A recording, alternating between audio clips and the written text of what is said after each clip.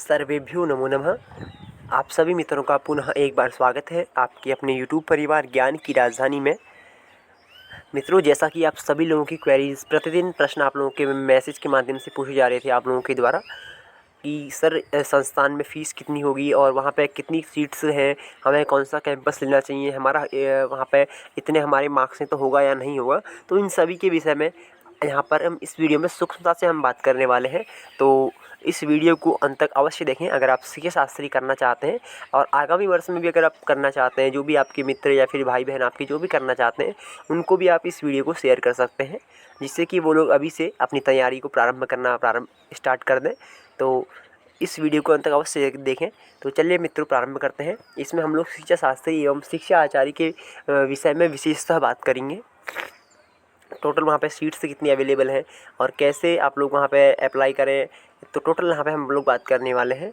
तो ये जो PDF है आपको हमारे टेलीग्राम ग्रुप में उपलब्ध हो जाएगा और संस्कृत विश्वविद्यालय की वेबसाइट से भी आप लोग डाउनलोड कर सकते हैं। तो टोटल यहाँ पे सबसे पहले सीट्स के विषय में इन्होंने दिया हुआ है। पोस्ट ग्रेजुएट प्रोग्राम यहाँ है, स्नातक प्रोग्राम के बाद आप इसको कर सकते हैं। तो शिक्षा शास्त्री BEd जिसमें टोटल आपकी 770 सीट्स हैं। 700 आपकी हैं सामान्य सीट्स और 70 EWS की मिला के टोटल हैं 770 सीट्स। और शिक्षा आचार्य MEd में है यहाँ पे टोटल सीट्स 135 यहाँ पे सामान्य सीट्स हैं और 15 सीट्स हैं EWS की। तो टोटल 150 सीट्स आपकी MEd में है और 770 सीट्स हैं BEd में। तो सीट्स की संख्या काफ़ी है। टोटल सभी कैंपस में मिला के यह सीट की संख्या इनके द्वारा दी गई है। तो टोटल है 770 सीट्स और प्लस LBS में भी अगर आप वहाँ करना चाहते हैं तो वहाँ पे भी लगभग 220 के समथिंग सीट्स वहाँ पे हैं। और तिरुपति जो संस्कृत विश्वविद्यालय है वहाँ पे भी लगभग 200 के समथिंग हैं। आगे अब इसके विषय में इन्होंने दिया हुआ है कि इसकी ड्यूरेशन क्या होगी, पैटर्न क्या है और आपके पास क्या इसके लिए एलिजिबिलिटी होनी चाहिए, यानी कि आपके पास इसके लिए योग्यता होनी चाहिए। शिक्षा शास्त्री अगर आप करना चाहते हैं तो 4 सेमेस्टर इसमें होंगे आपके 2 साल के अंतर्गत। और मल्टीपल एंट्री यहाँ पे जो न्यू एजुकेशन पॉलिसी का जो नियम है उसके अनुसार आप इसमें एग्जिट और एंट्री कर सकते हैं। एलिजिबिलिटी इन्होंने दी है, देखिए, students with valid CUT score and pass in any one of the following examination. तो आपके पास आपने CUT एग्ज़ाम एग्ज़ाम दिया हो, CUT PG का, और साथ ही साथ इनमें से आपने कोई भी एक परीक्षा पास की हो। तो शास्त्री या फिर आचार्य आप होने चाहिए संस्कृत विश्वविद्यालय से या फिर किसी भी संस्कृत संस्थान से, देश में किसी भी संस्कृत विश्वविद्यालय या किसी भी कॉलेज से आप शास्त्री या आचार्य हों, या फिर Shiromani from Madras university, Annamalai university, Shri Venkateswara university Tirupati with 50% marks. तो 50% मार्क्स से आप शिरोमणि हो सकते हैं, या फिर विद्वत मध्यमा, या फिर शास्त्र भूषण, या फिर BA, या फिर तो टोटल कहने का मतलब यही है कि आप ग्रेजुएट हों आप, वो भी 50% के साथ में। किसी स्टेट में इसको, जैसे मान लीजिए कर्नाटक में विद्वत मध्यमा कहा गया है गवर्नमेंट के द्वारा, वहाँ पे इसका नाम शास्त्र भूषण केरला के द्वारा कहा गया है। तो आप शिरोमणि मद्रास यूनिवर्सिटी अन्नामलाई में यहाँ पे ये कहा जाता है। तो इसलिए इन्होंने अलग से यह भी दिया है कि आपके पास अगर इसका आपकी डिग्री का नाम ये भी है तब भी आप यहाँ से कर सकते हैं, क्योंकि संस्कृत में डिग्रियों के नाम कहीं कहीं पर काफ़ी थोड़ा तो उनके नाम थोड़ा अलग भी मिलते हैं और किसी राज्य में। तो आपके पास संस्कृत के में आप ग्रेजुएशन होने चाहिए या फिर पोस्ट ग्रेजुएट भी हो, कोई दिक्कत नहीं है। तो ग्रेजुएट मुख्य आपका यहाँ पे आधार रहेगा, प्लस आपने CUT का एग्ज़ाम दिया हो। और देखिए, अगर आप जनरल कैटेगरी से बिलोंग करते हैं तो आपके टोटल 50% मार्क्स आपके ग्रेजुएशन में होने आवश्यक है, अनिवार्य है। अगर नहीं है तो आप फॉर्म ना भरें, तो क्योंकि नहीं भरें आप, नहीं, मुश्किल है फिर होना, क्योंकि 50% मार्क्स से ही ऊपर अगर आपकी जनरल में, तभी आप फॉर्म को अप्लाई करें। और जो SC ST एवं OBC कैंडिडेट हैं, PWD कैंडिडेट हैं, उन लोगों के टोटल ग्रेजुएशन में 45% मार्क्स आवश्यक हैं। उसके बाद ही आप फॉर्म को फिलअप करें, उसके ऊपर आप फॉर्म फिलअप ना करें। CUT score and merit list for admissions. The following criteria shall be followed by the admission committee for drawing the merit lists based on the CUT score. Allotment of seats shall be in the same order of the merit lists, subject to seat availability after allotment to the previous merit lists. तो मैं जो merit list है वो CUT जो PG का आपने exam दिया है उसके स्कोर के अनुसार निर्धारित की जाएगी। अभी जब आप लोग फॉर्म फिलअप कर लेंगे, लास्ट डेट इसकी अभी 8 तारीख है, तो उसके बाद आगे की जो प्रोसेस होगी उसमें यह मेरिट लिस्ट जारी करेंगे। तो ये CUT के स्कोर के आधार पर यहाँ पे मेरिट लिस्ट जारी होंगी। अलॉटमेंट जो सीटों का होगा वो इसके आधार पर ही होगा। तो डिटेल्स ऑफ द एप्लीकेंट है CUT score with Shastri BA Acharya MA और इक्विवेलेंट डिग्री, ये मेरिट लिस्ट। तो फर्स्ट मेरिट लिस्ट जारी होगी, सेकंड होगी, तो इस तरह मेरिट लिस्ट आगे जारी होंगी, तो उनके विषय में भी जब जारी होंगी तो आपको बता दिया जाएगा। तो CSU reserves the right to admit the students through special admission drive and for campus level entrance test with eligibility criteria and conditions to fill the left over vacancy. 80% seats are reserve for the candidate who have obtained Shastri Acharya degree studying under the traditional systems. इसमें भी देखिए जो 80% जो seats हैं वो शास्त्रीय एवं आचार्य जो छात्र किए हुए हैं, जो भी स्टूडेंट्स किए हुए हैं, उनके लिए आरक्षित हैं। ठीक है, 20% और ट्रेडिशनल के लिए हैं। ठीक है, ट्रेडिशनल के लिए आपके 80% हैं, और जो मॉडर्न से जो लोग किए हुए हैं, मॉडर्न और ट्रेडिशनल का मतलब ये देखिए, ट्रेडिशनल में जो भी शास्त्री और आचार्य की जिनकी डिग्री है, जिन्होंने संस्कृत विश्वविद्यालय से की है, तो वो उस ट्रेडिशनल में आ गए। और जो मॉडर्न या यूनिवर्सिटी जो कहीं से और से किए हुए हैं, जिन केवल BA जिन्हें कहा गया है जिनकी डिग्री में है, तो वो लोग हमारे यहाँ पे मॉडर्न में आएंगे। ठीक है, तो ये इन्होंने दिया हुआ है। तो आप इन दोनों में से कुछ भी है तो आपको यहाँ पे इन्होंने इनके द्वारा जो छूट दी जा रही है वो इन्होंने बताया है। तो 80% सीट्स आपके लिए आरक्षित हैं, और 20% सीट्स होंगी जो कि BA एवं MA किए हुए हैं। इसी प्रकार IMET के विषय में दिया हुआ है, ये भी 4 सेमेस्टर का और 2 साल का होगा, और CUT स्कोर के अनुसार ही इसमें भी जितना जो B.Ed में है बाकी सब सेम ही M.Ed में भी होना है। आपका B.Ed आपने 50% के साथ से शास्त्री होने चाहिए आप, इसकी ये यहाँ पे नियम इन्होंने दिए हुए हैं, और सेम ही प्रोसेस इसमें भी होगी, ज़्यादा डिफरेंस इन दोनों में नहीं है। General rules for admissions the candidate seeking admission to various subjects should submit the application on the Samarth portal only. तो आपको जो भी डॉक्यूमेंट्स हैं सब आपने समर्थ पोर्टल में अपलोड करने होंगे। The candidates must upload the required document support for the application for the program filling with the application will be summarily rejected at the time of admission. The candidate are required to submit the following documents. ये सब documents आपके पास admission के समय आपके पास उपलब्ध होने चाहिए, जो यहाँ पे लिखा हुआ है। ट्रांसफ़र सर्टिफिकेट और स्टडी सर्टिफिकेट, माइग्रेशन और डेट ऑफ बर्थ, आपके आधार कार्ड और ABC certificate, OBC SC ST WS जो भी आप अगर बिलोंग जिस कैटेगरी से करते हैं वे सब आपके पास होने चाहिए। जब आप एडमिशन के लिए जाएंगे तो वहाँ पे आपको सभी की ज़रूरत पड़ेगी। जो भी आधे अधूरे एप्लीकेशन होंगे उनको रद्द किया जा सकता है, तो अपना एप्लीकेशन पूर्ण करें आगे। बाकी इन्होंने जो आरक्षण जो भी केंद्र सरकार के नियम के अनुसार आरक्षण पूरे देश में चलता है, वो आरक्षण यहाँ पे आपको अगर SC ST और PWD के अंतर्गत आप आते हैं तो आपको यहाँ पे उपलब्ध होगा आरक्षण। अब इसके बाद इन्होंने फीस स्ट्रक्चर दिया हुआ है CA शास्त्री B.Ed और M.Ed दोनों के विषय में दिया हुआ है। तो सबसे पहले हम CA शास्त्री में देखिए फ़ीस कितनी आपकी लगने वाली टोटल वो बात कर लेते हैं।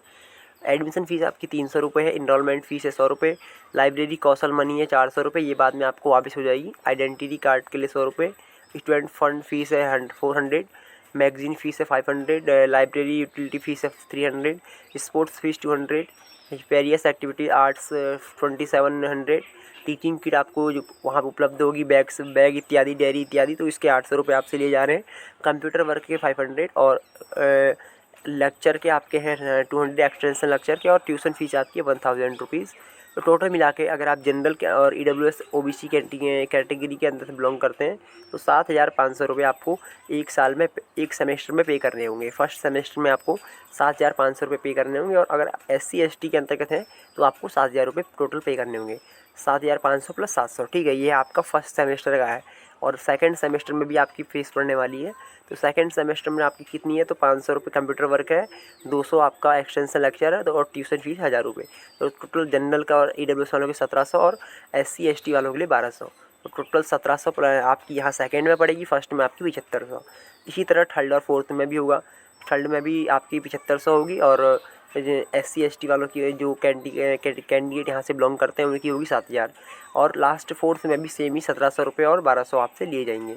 तो टोटल आपके आपकी लगभग 7 दूनी हमारा 14 हो गया, और 1 है 15, 16, 17 और 18, लगभग 19,000 से 20,000 यहाँ पे टोटल आपका फ़ीस 4 साल में यहाँ पे लगने वाला है। तो टोटल जो फ़ीस की आप यहाँ पे होगी 2 साल में 4 सेमेस्टर और 2 साल में, तो ये फ़ीस आपका लगेगा जो आपको ऊपर दिया हुआ है।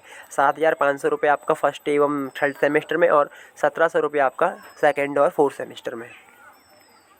इस बार इन्होंने दिया हुआ है जो भी फीस इत्यादि जमा होगी सब आपकी समर्थ पोर्टल में ही होगी। रिजर्वेशन जो रहेगा वो जो भी केंद्र सरकार के नियमावली है उसके अनुसार ही आप सभी को यहाँ पे दिया जाएगा। तो और अगर आप रिजर्वेशन से संबंधित कैटेगरी से बिलोंग करते हैं तो आपके पास उसका सर्टिफिकेट होना भी आपके पास अनिवार्य है। वहाँ की अभी आरक्षण के विषय में यहाँ पे इन्होंने दिया हुआ है।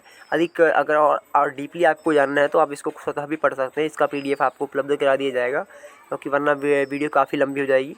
सिंगल गर्ल चाइल्ड, अगर सिंगल गर्ल चाइल्ड हैं कोई आप में से, तो उनको भी यहाँ पे आरक्षण दिया जाता है संस्कृत संस्थान के द्वारा। हाँ, अब स्कॉलरशिप की बात कर लेते हैं। देखिए, the main purpose of granting scholarship to students of the CSU is to encourage the students of receive Sanskrit education. तो संस्कृत विश्वविद्यालय में लगभग अधिकांशतः संस्कृत को बढ़ावा देने के लिए यहाँ पे छात्रवृत्ति दी जाती है। 100% स्कॉलरशिप लगभग अधिकांशतः सभी लोगों को दी जाती है। तो 800 रुपये पर मंथ है आपकी CA शास्त्री के लिए, और 1000 रुपये आपकी शिक्षा आचार्य के लिए। अगर आप B.Ed करना चाहते हो तो आपको 800 रुपये पर मंथ की वहाँ पे छात्रवृत्ति दी जाएगी 10 महीने के लिए, और अगर आप शिक्षा आचार्य करना चाहते हैं तो आपको वहाँ पे 1000 रुपये पर मंथ की छात्रवृत्ति दी जाएगी। 10 months only for the students who have passed CBT entrance test. तो इंट्रेंस टेस्ट आपने पास किया होना ये ज़रूरी है, ठीक है, बिना इसको किए हुए नहीं होगा। स्कॉलरशिप के विषय में यहाँ पे इन्होंने दिया हुआ है, the students whose favour to scholarship है। इसमें भी स्कॉलरशिप में फिर आगे जाके और वहाँ नियम होता है कि अगर आप आपकी रेगुलरिटी कितनी है क्लास में, सभी चीज़ के हिसाब से वहाँ पे ये भी प्रोवाइड की जाती है। ये नहीं कि आपको 800 ही दिया जाएगा, हो सकता है कम भी कर सकते हैं, ये भी वहाँ पे चलता है। तो rules for grants of scholarship सब यहाँ पे इन्होंने दिया हुआ है, इसको भी आप लोग पढ़ सकते हैं। तो 10 महीने के लिए 10 महीने ही आपको दी जाएगी यह। हॉस्टल के विषय में भी यहाँ पे इन्होंने दिया हुआ है। Almost boys and girls hostel faculties are available in all the campuses of the CSU। तो अधिकांश जगह अभी उपलब्ध है, लेकिन कहीं कहीं नहीं भी है। मित्रों, हॉस्टल के लिए यहाँ पे इस वीडियो में इन्होंने जानकारी थोड़ा कम है, और हमारे पास वैसे उपलब्ध तो है, फीस वगैरह सब हमारे पास जानकारी उपलब्ध है। उसको हम एक अलग से वीडियो बना के हॉस्टल के विषय में भी आपको बता देंगे कि हॉस्टल किस प्रकार का है, कहाँ पे हॉस्टल में फ़ीस कितनी है, मेस चार्ज कितना होगा। तो अलग से एक वीडियो हम बता देंगे, वीडियो में आपको बता देंगे। Dress code for student have to wear in uniform at decided director principal of the concern campus. तो आपकी ड्रेस अगर वहाँ पे देखो जो भी वहाँ पे डायरेक्टर के द्वारा निर्धारित की जाएगी, वो आपको वहाँ पे उसको पहनना होगा। अगर आप एडमिशन को कैंसिल कराते हैं तो ये भी आपके पास, देखिए, अगर आप अभी आप फीस ही सब पे ही कर देते हैं, लेकिन बाद में अगर आप कैंसिल करा चाहते हैं तो 15 दिन तक अगर आप कैंसिल कराते हैं 100% आपको वापस हो जाएगा फीस आपकी। और 90 दिन तक 90% होगा 15 दिन के बाद। 15 दिन और नोटिस डेट से लास्ट एडमिशन तक 80% आपको वापस होगा। 50% होगा 30 दिन के बाद, और 0% होगा 30 दिन after the formally notified last date of admission. तो ये आपको बताया हुआ है। कौशल मनी के विषय में इन्होंने बताया हुआ है, कौशल मनी कितनी वहाँ पे ली जा रही है, क्या है। तो वहाँ पे ये इसमें आप इसको पढ़ सकते हैं deeply. Code of conduct, anti ragging regulation, ये लगभग जो भी वहाँ पे नियम होंगे ये सब इसमें दिए गए हैं एंटी रैगिंग के। अब देखिए आगे यहाँ सीट्स यहाँ पे आ चुकी हैं। कितनी सीट्स किस कैंपस में उपलब्ध हैं। तो सबसे पहले जम्मू के कैंपस की यहाँ पे दी गई हैं। शिक्षा शास्त्री में यहाँ पे टोटल 110 सीट्स हैं, जिसमें 100 आपकी जनरल की हैं और 10 सीट्स आपकी EWS। शिक्षा शास्त्री त्रिशूर कैंपस, गुरुवायूर कैंपस त्रिशूर में है, जो 55 सीट्स हैं यहाँ पे। पूरी जगन्नाथपुरी में जो है शिक्षा शास्त्री में, वहाँ पे 110 सीट्स हैं और 50 शिक्षा आचार्य के लिए हैं। जयपुर में 110 सीट्स हैं और 50 शिक्षा आचार्य के लिए हैं। तो ये सभी जगह की सीट्स यहाँ पे आपको दी गई हैं। लखनऊ में 55 सीट्स अवेलेबल हैं टोटल, और राजीव गांधी कैंपस श्रृंगेरी में 55 सीट्स हैं। बालाहर 55 सीट्स यहाँ पे भी उपलब्ध हैं। आगे भोपाल कैंपस में 110 सीट्स हैं शिक्षा शास्त्री आचार्य में 50 सीट्स हैं, और अगरतला में 55 सीट्स हैं, और मुंबई में भी 55 सीट्स हैं। तो टोटल यह सीट्स का यहाँ पे इन्होंने किया हुआ है। तो कैंपस, अब आप लोग कौन सा कैंपस किस प्रकार से लें, ये भी मैं आपको थोड़ा एक बार सूचित करता हूँ। देखिए, सबसे पहले तो आपको जो भी कैंपस चाहिए, आपके CUT में कितने मार्क्स हैं उस पर निर्भर वह कैंपस करता है, क्योंकि मार्क्स के CUT के मार्क्स के बेस्ड पे ही आपको कैंपस भी यहाँ पे दिया जाएगा। तो अगर आपके मार्क्स अच्छे मार्क्स हैं तो आप स्वतः पहले अपनी जो प्रेफरेंस होगी कैंपस की, उसको जो भी कैंपस आपको चाहिए उसको भरें। और अगर मार्क्स कम है तो आपको फिर जो भी कैंपस आपको लगे कि ये हमें मिल सकता है, तो इस तरह आप लोग वहाँ पे भरें। तो कैंपस का चयन इस तरह करें। तो सबसे पहले आपको अपने CUT के मार्क्स के आधार पर ही कैंपस भरें, तो वो आपके लिए बेहतर रहेगा। और जो कैंपस आपके नज़दीक का हो सकता है हो तो बेहतर आपको वही लेना चाहिए, क्योंकि उसके विषय में आपको जानकारी ज़्यादा रहती है और आपके हर चीज़ के लिए वो सही रहता है। तो ये आपके ऊपर निर्भर है। बाकी कुछ इससे संबंधित विषय और विशेष आपको अगर जानकारी चाहिए तो आप कमेंट के माध्यम से पूछ सकते हैं। आगे इन्होंने रजिस्ट्रेशन डेट दी है और अप्लाई कैसे करें ये सब बताया हुआ है। तो 1 अगस्त यानी कि आज से इसका रजिस्ट्रेशन प्रारंभ हो जाएगा 10 बजे से, और 8 अगस्त को रात 11:55 में इसकी लास्ट डेट रहेगी। फ़ीस आपको 200 रुपये अभी पे करनी है इसके लिए, बाकी फ़ीस आपको बाद में जमा करनी होगी। और लिंक आपको ये दी है और हमारे कमेंट के माध्यम से भी आपको लिंक वहाँ पे उपलब्ध हो जाएगी। सिलेबस इत्यादि भी आपको आगे हम बताएंगे, लेकिन अभी यहाँ पे इस वीडियो में बात नहीं करेंगे। अगर आपको किसी भी कैंपस से संबंधित और कुछ जानकारी चाहिए, वहाँ पे हॉस्टल है या नहीं है, हॉस्टल की और बाकी कुछ भी अगर जानकारी चाहिए, तो वहाँ सबसे पहले वहाँ जाने से पहले वहाँ पे जो कॉन्टैक्ट पर्सन वहाँ पे सर लोग का नंबर दिए हुए हैं वहाँ पे उस कैंपस के, तो उनसे संपर्क कर सकते हैं। कुछ भी जानकारी अगर आपको इसके अलावा इससे इतर चाहिए तो ये नंबर आपको दिया हुआ है। जयपुर कैंपस का भी है, राजीव गांधी कैंपस का है, रणवीर कैंपस का है, सदाशिव कैंपस का है, एकलव्य क्या है, सोम्या कैंपस, गुरुवायूर है, वेद व्यास है, भोपाल है, लखनऊ है। तो सभी कैंपसेस के आपको नंबर यहाँ पे उपलब्ध कराए गए हैं। आप वहाँ इस नंबर पे कॉल करके संपर्क कर सकते हैं, और कॉल भी आप ऑफिस टाइम पे ही कॉल करें, क्योंकि उसके समय उसके इतर आपसी कॉल मुश्किल नहीं उठाई जाएगी। तो ऑफिस टाइम में आप कॉल करें किसी भी क्वेरीज एकेडमिक कोई भी और जानकारी के लिए, और ईमेल भी कर सकते हैं। यहाँ पे आपको दिया हुआ है ईमेल मेल सभी कैंपसेस की आपको उपलब्ध कराई गई है। और इसके बाद यहाँ पे सभी के वहाँ के डीन्स कौन है ये सब यहाँ पे इन्होंने दिया हुआ है, और आगे शैक्षणिक गतिविधियाँ तिथि पत्र इनके द्वारा जारी किया हुआ है इसमें, और आगे जो अवकाश इत्यादि किस दिन कब रहता है ये सब इन्होंने दिया हुआ है। पर टोटल जो प्रमुख दिन वहाँ पे मनाए जाते हैं ये दिया हुआ है, और लास्ट में इन्होंने जो कि संस्कृत विश्वविद्यालय का कुल गीत है ये दिया हुआ है।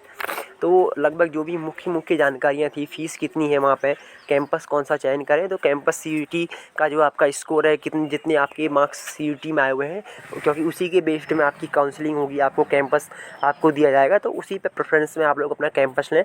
मान लीजिए किसी के अगर 280 के आसपास मार्क्स हैं, तो वो मेरे हिसाब से जो भी अगर कैंपस आप लेते हैं आपको हो सकता है मिल जाए।